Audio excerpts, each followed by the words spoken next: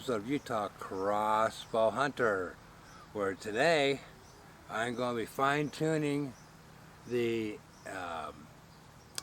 ATN X-Sight 4K Pro 5x20X scope. Like I said, I'm fine-tuning it. I'm only going to be fine-tuning it with my field tips today. I'll do my... I have plenty of time because it doesn't look like I'm going to get my deer tag. So my next season is going to be turkey season. So I have a little bit of time. But we'll talk more about the turkey season here on another episode. But before we go any further, remember, hit that subscribe button down below. Hit those thumbs up. Some of you are missing that thumbs up, and some of you are watching my videos and you're not subscribing. So go ahead and do that now. Share these videos with your family and friends and even your worst enemy. I don't care. And hit that all button so you get all my notifications.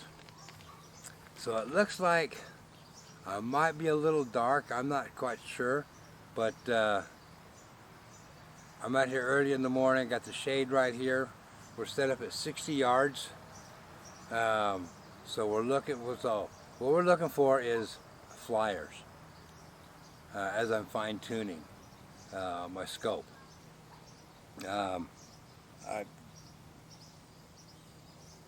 So with that, I mean, I think most of my arrows are pretty good, but again, I think I got one or two flyers.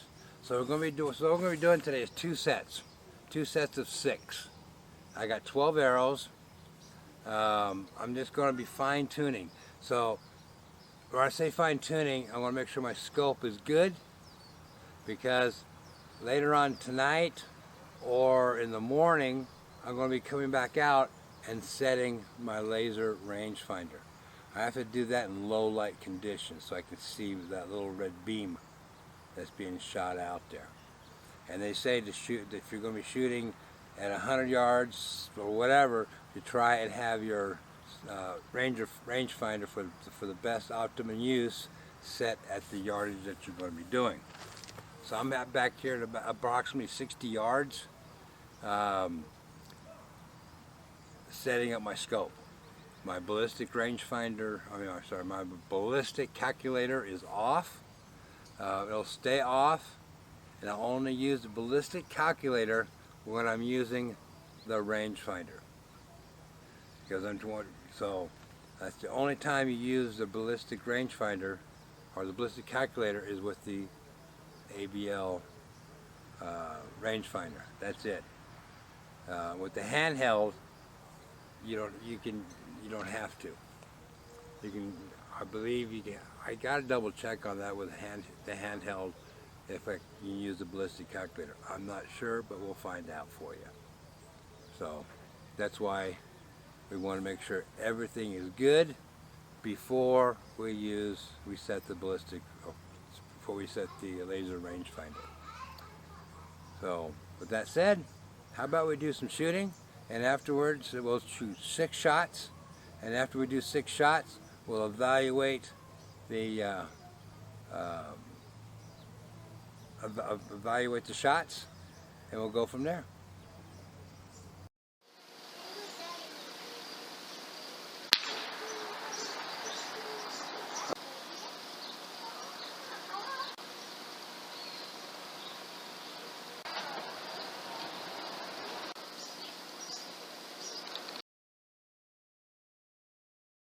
Okay, so here's my shots from round 1. You can see we're 1, 2, 3, 4, 5, and 6. These 1 and 2 are without adjustments. 3, I made a slight adjustment and it looked like it was coming in pretty good. So I made another small one on 4 and another small one after 5. You can see I dropped down below. At this point, I'm not quite sure if this number 6 is a flyer. So let's keep going and check it on out. Okay, so we evaluated those 6 shots, And like I said, we're going to take those 6 shots over again. So we're going to be up to 18 shots, I guess. Because I'm thinking arrow number, like I said, arrow number 6 might be a flyer. But we made 4 adjustments to the scope. We're relatively close, except for that last shot, number 6. So let's see how we progress now.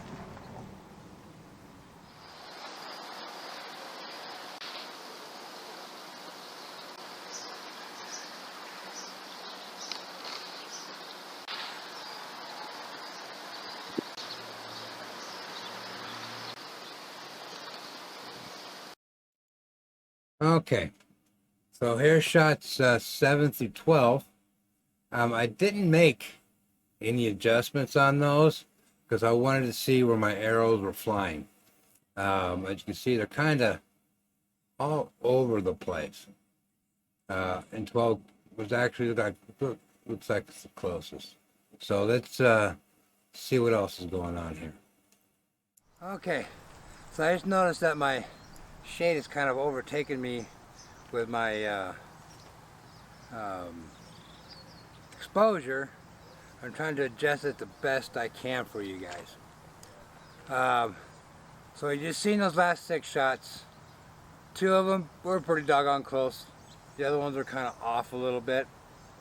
A couple inches more, maybe 4 inches.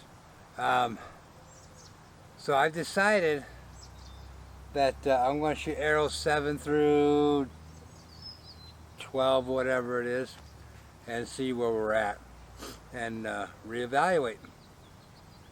So I think, I mean, I don't think all those were flyers. I really don't. So we're going to see how these next 6 arrows do and reevaluate. So let's do some more shooting.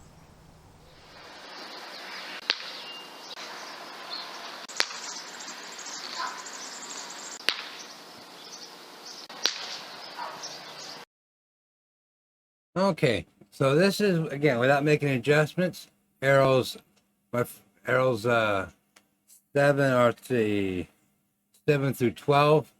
And again, you can see they're kind of all over the place here. Again, 18 seems to be the closest. So we're going to discuss on what I think is going on. Okay, so today I planned on going out and shooting part 2. Day 2, whatever you want to call it. So I went outside, and it is a little breezy, a little windy, and I got some clouds coming in. Not the best clouds, but it makes it where I want a nice still morning to go out and shoot. So after analyzing a lot of video and looking at things, I noticed something. Okay, and this is what I noticed. You see that shake? That was a pretty dramatic shake. Let's do that again. So I had that shake. Every shot had the big shake. Some were a little bit worse than others. So I'm like, what's going on? So what I've done to try to eliminate some of this shake, and I'll show you here. If I can find it, there we go. As you can see, this is what I had on my table before. So what I did is I attached the board to my table, and I also, as you see, I have my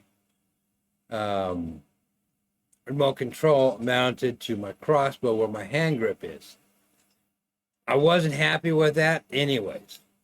So I have removed the hand grip, or the remote from my hand grip. So I need to find someplace else to mount it because I've been using that grip, or I should say that um, remote, and I really, really like that remote. When I was doing my one-shot zero, I could really get in there and really, really just use that remote, and I didn't have a lot of shake when I was compared to using the buttons on the top of the scope. So, yeah, I got to figure out something. I need that remote. I like that remote. It's very, very sturdy. I can do a lot of things with that when I'm looking through the scope, like my zoom. I can hit the zoom on there. I can hit all my buttons, my record buttons, everything very nice and easily. So I need to figure out something else, and I'm going to be working on that. Hopefully I can have it done here pretty soon. So, yeah, that's pretty much what I got for you guys. I am going to go out to probably hope and see what tomorrow looks like or the next day. These thunderstorms and stuff that's been hanging around the area has made things a little bit difficult, especially with the wind that they bring in. So,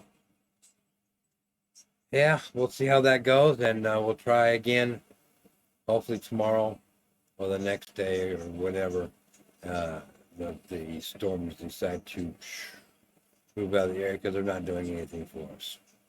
They're not giving us any rain. Well, they're giving a little bit of rain up the mountains, but nothing here locally. So with that said, remember, family first. Take care of your family. And by all means, get out there and hunt. And see you on the next episode of Utah Crossbow Hunter.